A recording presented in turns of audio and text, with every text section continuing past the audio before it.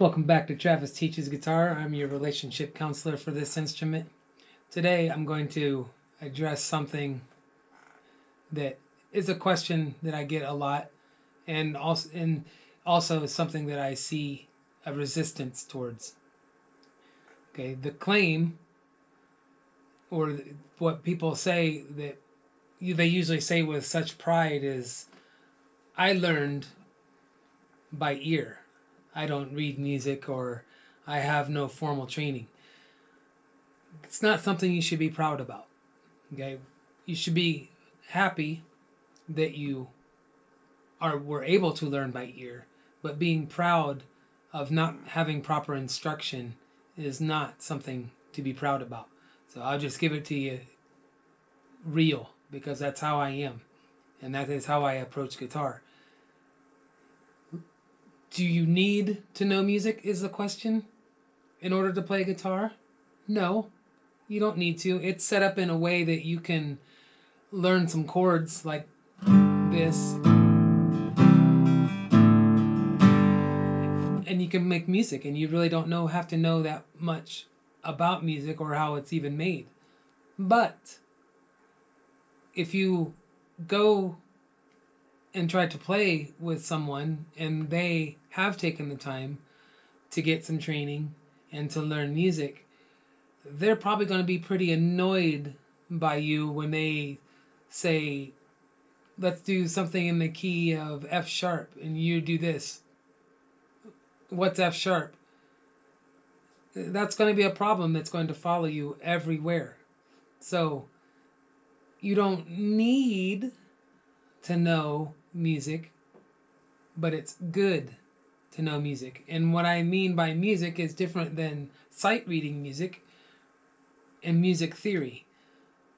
Music theory is just it's a system of how we make music, and it's a standardized system, just like everything that we have is basically standardized, and there's a way to do something and there's a way not to do something, right? Music is an art, of course, and it allows for you to do things your own way with a little bit of license, but there's still a system to it, right? You just don't start coming up with your own musical system, and then other people are not going to follow you. Things have to be standardized in order for people to be able to collaborate with each other and such, right? That is why we have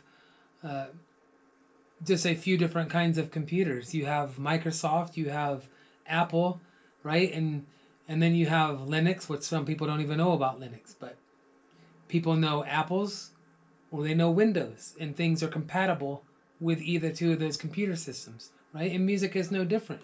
There is a system that in which we adhere to in order to make music, and it works very well. So there's no reason to really change that, right? It is very vast, and it takes a lifetime's worth of study to it. But that does not mean, because it takes a lifetime worth of study, that you just ignore it and don't learn it, right? That's just lazy, is what that is. And if you have to consider that, if that is your approach to guitar, right, and you're a beginner, and your instinct is, when faced with something difficult, then you say, I won't do that, I'll just learn on my own. Recipe for disaster right there. There's all sorts of things that you can use these days, online, like you're doing, that you can go search, answers to questions. You have basically teachers on demand that are willing to answer your questions, or even give you information without you even asking the question. So to be proud of not accepting any kind of instruction and doing something your own way and being proud of that is not sane. It's crazy. So you should not do that. No, you don't need to learn music, but it's good if you do. And if you want to take that beyond music theory, which is just the system, why not learn to read music? You learn to read a book, and that helps you in your day-to-day life. So reading music, that ability, You don't have to be able to sight read off a page like you see some people doing, flip their page and they're still playing and be like that. But why would you not give yourself the advantage of being familiar with what you're playing, understanding how it's made, right? That's going to make you a better player. Why would anyone resist such information and just be satisfied with being mediocre? There's plenty of musicians. I wouldn't say that you're musicians, because I would say that that's how you separate a musician from a guitar player. Okay? A guitar player plays the guitar. Doesn't necessarily know music, doesn't necessarily know anything about music, but plays the guitar, knows chords, knows how to make music to himself. But as far as other people, can't communicate musically with him. That's a guitar player to me.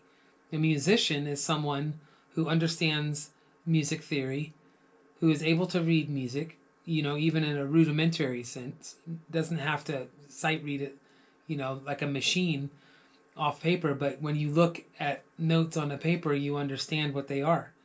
This is what I'm talking about, that you should have at least that rudimentary sense of music and understanding.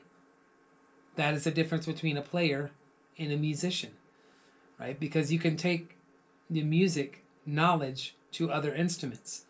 You could play piano, you could play this, whatever it is that you wanted to, and take your music knowledge with you. Just like a language, taking a language, you speak Spanish, you can go to Mexico, you can go to Brazil, you can go to Europe, and you're going to run into people who speak your language, right?